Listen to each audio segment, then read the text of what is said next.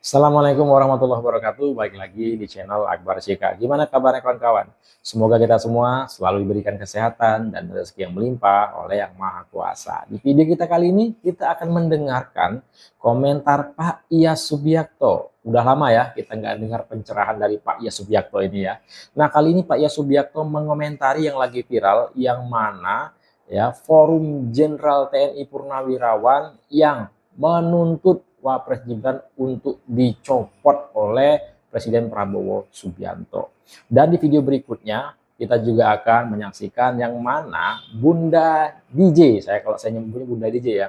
Bunda DJ ini menyemprot ya, ada salah satu podcast yang menghina Wapres Gibran Rakabuming Raka dan membanding-bandingkannya dengan Wapres-Wapres sebelumnya. Nah, ini seru nih. Nah, seperti apa diusulkan, tanpa berlama-lama, langsung aja kita saksikan videonya berikut ini. Senior Indonesia mendukung copot Gibran demi masa depan Indonesia. Guys, sebelumnya cukup ramai kabar tuntutan dari Forum Purnawirawan TNI. Bahkan tuntutan yang ditandatangani para mantan petinggi TNI itu didukung oleh tokoh senior Indonesia loh, yaitu Jenderal TNI Purnawirawan Tri Sutrisno, sekaligus mantan Wakil Presiden ke-6 Indonesia. Tri Sutrisno mendukung tuntutan buat mencopot Gibran dari posisinya demi masa depan Indonesia. Menurut analis politik dan militer yaitu Selamat Ginting, Tri Sutrisno bahkan juga udah buat pesan buat Prabowo loh. Apalagi menurut penjelasan Tri Sutrisno, banyak banget Purnawirawan TNI yang punya pemikiran yang sama. Kalau menurut kalian, emang Gibran ini masih bisa dicopot dari jabatannya, guys? Kita perlu review ini karena seperti yang selalu saya sampaikan, kita harus memberi masukan kepada hal-hal yang kita anggap kurang elok gitu, yang beredar di ranah sosial khususnya. Satu tentang usulan 8 poin dari Purnawirawan ABRI yang kemarin berkumpul, tapi kita fokus di satu poin saja, yaitu mengusulkan penggantian Wapres gitu ya. Nah, Wapres ini kan sejarahnya memang seru karena seolah-olah dipaksakan Pak Jokowi, waktu itu MK-nya juga karena omnya dan sebagainya. Tapi kalau dikutip dari apa yang disampaikan Sumi Dasko, yang saya lihat di videonya itu ya cukup jelas sebenarnya. Kalau dia, karena dia orang dalam ya, tidak perlu tidak dari suara keluarga Pak Jokowi.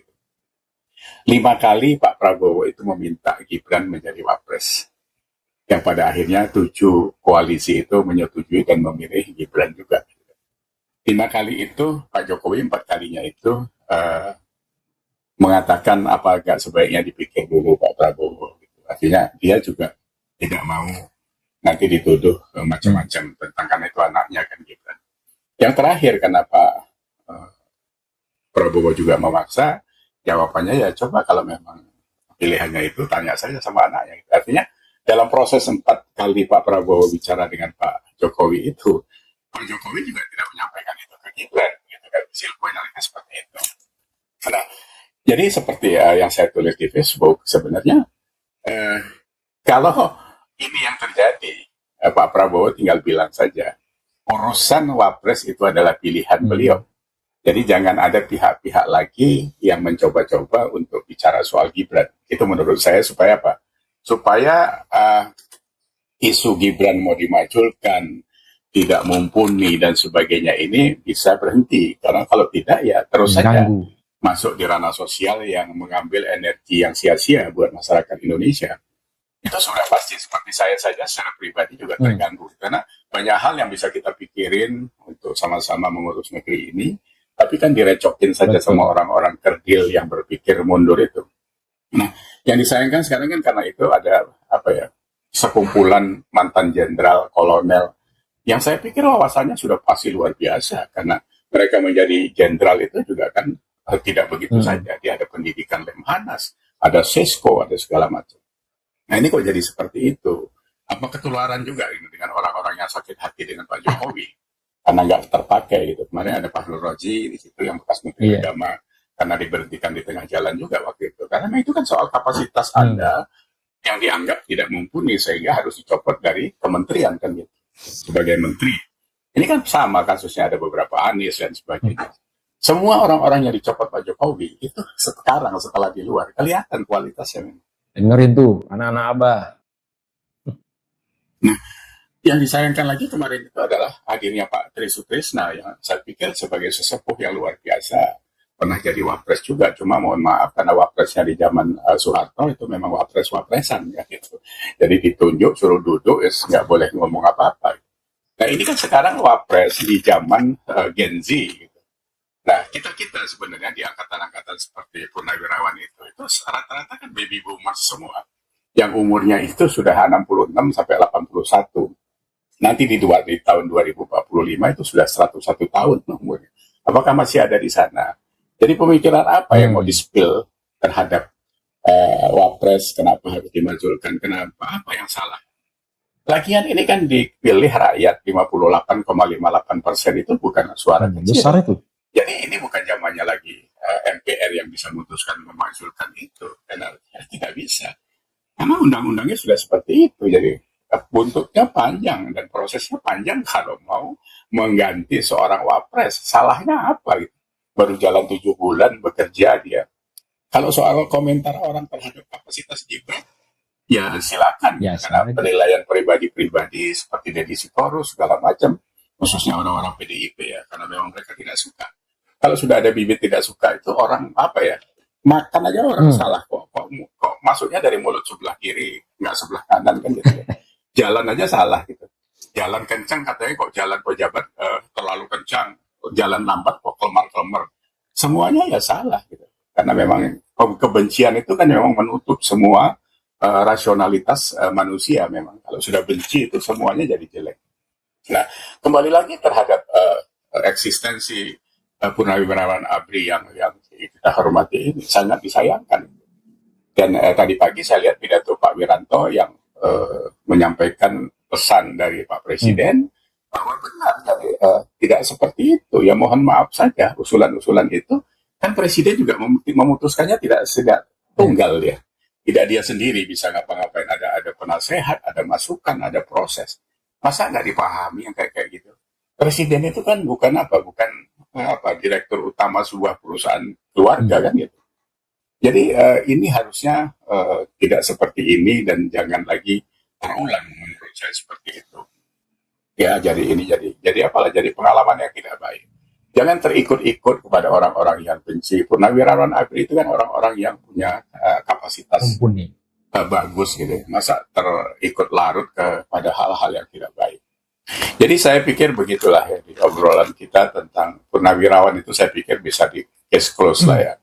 Karena itu jelek sekali image-nya kepada Purnawirawan ABRI dan ABRI khususnya. Undang-undang TNI aja udah ribut kayak gitu orang. Ya kan? Ya, saya pikir obrolan kita hari ini begitu. Semoga ini bisa menjadi masukan kepada pemerintah. Gitu. Terima kasih. Assalamualaikum. Assalamualaikum warahmatullahi wabarakatuh. Selamat pagi semuanya. Jumpa lagi dengan saya DJ. Ada beberapa orang melalui sebuah podcast membuat pernyataan yang isinya menghina Mas Wapres, membanding-bandingkan Mas Wapres dengan wapres-wapres sebelumnya.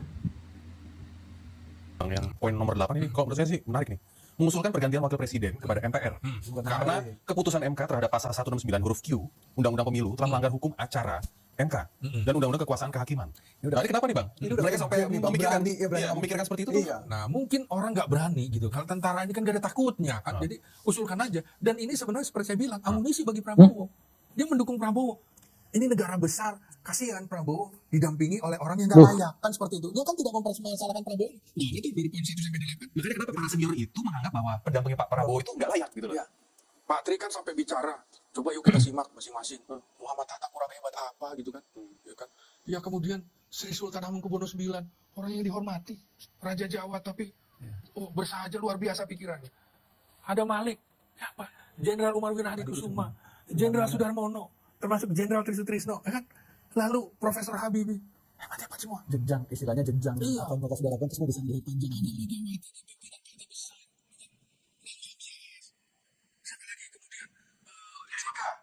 JK, Budiono, Maruf Amin, terus yang ini bagaimana? Yang ini kenapa Bang? Abang nggak? Saya menyimak apa yang dikemukakan oleh Letnan Jenderal Marinir Purnawirawan Soeharto. Itu mantan komandan Korps Marinir. Dia bilang gini, saya ini lulusan AAL 1969. Saya masuk AAL dari tahun 1965. Di mana kira-kira Jokowi itu waktu itu baru 4 tahun, kelahiran 61. Terus tahu-tahu saya harus hormat sama anaknya yang nggak punya prestasi apa-apa. Bagaimana saya mau ngangkat hormat? Cocoknya enak sekali ya. Cawapres seperti itu. Ini kan pernyataan orang yang nggak waras menurut saya. Saya lihat sih orang-orangnya kayak orang yang sekolahnya tinggi gitu ya. Tapi nggak waras. Mereka berupaya menggiring opini agar masyarakat itu membenci Mas Gibran. Karena mereka membanding-bandingkan dengan wapres-wapres sebelumnya. Oh, ada wapres ini, ada ini, ada ini. Hebat, orang hebat. Yang sekarang kayak gitu. Ngenyek banget. Ngenyek. Yang sekarang kenapa, Pak? Mas Gibran kenapa? Kenapa? Nggak sebanding dengan B.J. Habibie. Oh jelas, nggak sebanding. Ya kalau dituduh seperti itu ya memang jauh antara Mas Gibran dengan Pak B.J. Habibie. Tapi kamu harus ingat, Mas Gibran sukses loh memimpin Solo ketika menjadi wali kota. Dan Solo sekarang terpilih menjadi kota paling toleran, paling kondusif. Menjadi kota yang paling berbudaya. Pembangunan di Solo itu nggak main-main, Mas.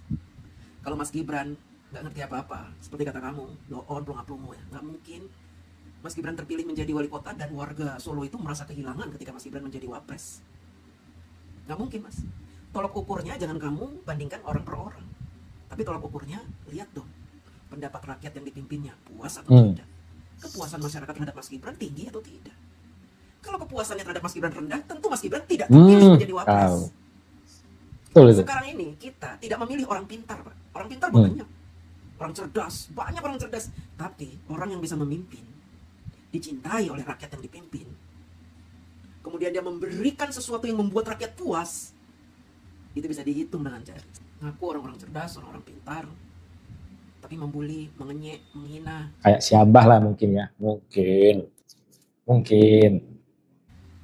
Tanpa memberikan data dan fakta. Kalian menghina orang padahal mata kalian merem. Kalian tidak mau melihat hasil kinerja Mas Gibran di Solo seperti apa. Mas Gibran menjadi wapres, kelihatan kerjanya. Kalau boleh saya membanding-bandingkan wapres-wapres lalu-lalu sejak zaman Bung Karno sampai zaman eranya Bapak Jokowi. Kalau boleh, waduh, nggak mau saya membanding-bandingkannya. Karena biar bagaimanapun para wapres-wapres itu patut kita hormati sebagai pemimpin negeri. Jangan kamu banding-bandingin. Kalau dibanding-bandingin saya juga bisa loh. Bisa saya. Saya tidak pernah melihat wapres-wapres kita itu kelihatan kerja. Iya, si Gibran datang kerja karena dikamerain. Ini untuk membuktikan kepada rakyat yang memilih Mas Gibran bahwa Mas Gibran itu terpilih dan dia mau bekerja, mau bercapek-capekan. Gak cuma duduk doang, gak jelas kerjaannya apa. Tahu-tahu selesai masa jabatannya dan kita nggak tahu hasil karyanya apa. Seperti wapres-wapres yang lalu-lalu, hasil karyanya apa? Sudah membuat apa buat negeri ini? Rakyat ngelihat dia kerja nggak? Ujuk-ujuk sudah selesai, ujuk-ujuk jadi wapres, ujuk-ujuk kelar. Tahu-tahu dia menikmati pensiunan sebagai wapres sampai aki-aki, dijamin oleh negara, mendapat pengawalan, tapi nggak jelas kerjanya apa. Tidak pernah kelihatan dia membantu rakyat. Nggak tahu dibantu disorot sama kamera. Memang kenapa kalau disorot? Sorot aja. Kamu kalau punya bos sorot, pernah nggak Anies disorot bagi-bagi sembako gitu? Pelit dia itu. Kalau mau terpilih, kalian harus dermawan. Wapres-wapres yang lalu-lalu itu nggak kelihatan kedermawanannya, makanya nggak disukai sama rakyat. Rakyat nggak puas, bingung, mencari-cari hasil karya wapres-wapres itu nggak ketemu. Loh, kenapa nggak di kamera? Kita nggak mau pencitraan. Di era teknologi ini, kamera, publikasi itu penting. Kamu kan menuntut publikasi, keterbukaan informasi. Kamu kan menuntut itu, keterbukaan informasi. Perkara ijazah Pak Jokowi saja kamu bawa-bawa undang-undang keterbukaan informasi. Padahal bukan itu maksudnya. Data pribadi itu dilindungi undang-undang. Tak boleh orang sembarangan nanya-nanya data pribadi, nggak boleh. Dilindungi undang-undang. Sementara undang-undang keterbukaan informasi seperti yang disebutkan oleh Mahfud MD itu untuk apa ya? Untuk kinerja dari pejabat-pejabat itu. Jadi nggak apa-apa ada pejabat yang ngamerain dia setiap hari kerjanya apa, nggak apa-apa. Seperti KDM. KDM kalau dia tidak punya tim untuk merekam kegiatannya, tentu dia nggak kelihatan kerjanya apa. Beliau punya tim yang merecord kegiatan beliau seperti apa dari rumah ke rumah. Deddy Mulyadi, KDM. Rakyat miskin yang susah, yang ada kasus, yang ada persoalan. Sehingga beliau dikenal orang. Dan rakyat bisa menilai, oh ternyata Pak KDM manusia kerjanya. Bisa menyelesaikan masalah rakyat. Nah kalau wapres-wapres yang lalu tidak dikamerain, salah sendiri. Terus kalau dikamerain artinya apa? Seorang pejabat itu berani menyiarkan kegiatan dia sehari-hari melalui kamera. Karena apa? Biasanya pejabat-pejabat itu anti kamera. Gak mau rakyat itu tahu ngapain dia kerjanya. Gak mau. Contohnya apa? DPR pernah gak ada yang mengkamerai dirinya kegiatan dia sehari-hari apa? Gak mau. Karena apa? Kalau ketahuan, waduh nanti gue ketahuan dong makan jadi buta. Itulah kenapa Mas Gibran kemana-mana tuh punya tim untuk menyorot kegiatan dia. Supaya rakyat yang memilihnya mengetahui, oh Wapres yang gue pilih ternyata bekerja. Walaupun setiap kegiatan yang Mas Gibran lakukan kalian nyek. Ah, cuma gitu doang gue juga bisa. Upload. Suruh datang ke kampus, berani nggak dia debat sama mahasiswa? Wapres itu tugasnya bukan debat. Tar. Wapres bukan debat. Tugasnya Wapres apa? Membantu presiden. Ada 2 kegiatan. Dibagi tugas nih. Yang ini Bapak Prabowo, yang ini Wapres. Tapi itu yang benar, bukan debat. Debat itu buang-buang waktu, buang-buang energi. Betul. Nggak penting debat itu. Yang penting apa kerja. Kalau ada bencana, Mas Wapres datang. Ikut prihatin, kemudian membantu. Mengganti rumah-rumah yang rusak. Sehingga para korban bencana terbangun moralnya. Tidak lagi merasa menderita karena diacuhkan oleh negara. Wapres datang, ngasih semangat. Bu sabar ya Bu ya, sabar. Nanti diganti rumahnya. Negara akan mengganti. Kan moralnya terbangun. Nah itu salah satu tugas dari pemimpin kita. Melayani masyarakat. Ketika Mas Gibran datang ke Sukabumi, nengokin orang yang sedang terkena musibah. Dijadiin bahan bully-bulian sama kalian. Itu benci. Gak mau, aneh-aneh kalian itu. Wapres kerja kalian hina. Kemudian dibanding-bandingin dengan Wapres sebelumnya. Wapres sebelumnya saya juga gak lihat mereka kerjanya apa. Karena bangga-banggain Megawati ketika jadi Wapres Gus Dur. Megawati ketika jadi Wapres Gus Dur mengkudeta Gus Dur. Gus Dur dikudeta, akhirnya dia naik jadi presiden. Kamu yang membanding-bandingkan Mas Gibran sudah buat apa untuk bangsa ini? Kamu punya prestasi apa? Bisa menjelek-jelekan Mas Gibran itu. Kamu lebih hebat dari Mas Gibran. Gak ada seujung kukunya kamu itu. Ya? Nah, itu dia video kita kali ini. Silakan ketik komentarkan di kolom komentar. Terkait ya Pak Ya Subiakto yang mengomentari ya para jenderal-jenderal TNI Purnawirawan yang menuntut Wapres Gibran itu diganti. Dan juga nih Bunda DJ Jenderal ini ya semprot habis yang nyirin Wapres Gibran. Emangnya mereka sudah berbuat apa untuk negeri ini? Ya, itulah kalau hati sudah busuk, apapun yang dikerjakan oleh yang mereka benci itu salah semua. Seperti yang dikatakan oleh Pak Ya Subiakto tadi. Nah, jangan lupa like dan subscribe-nya agar tidak tinggal informasi dan notifikasi dari channel ini. Saya Akbar CK. Assalamualaikum warahmatullahi wabarakatuh. Salam sehat selalu. Bye-bye.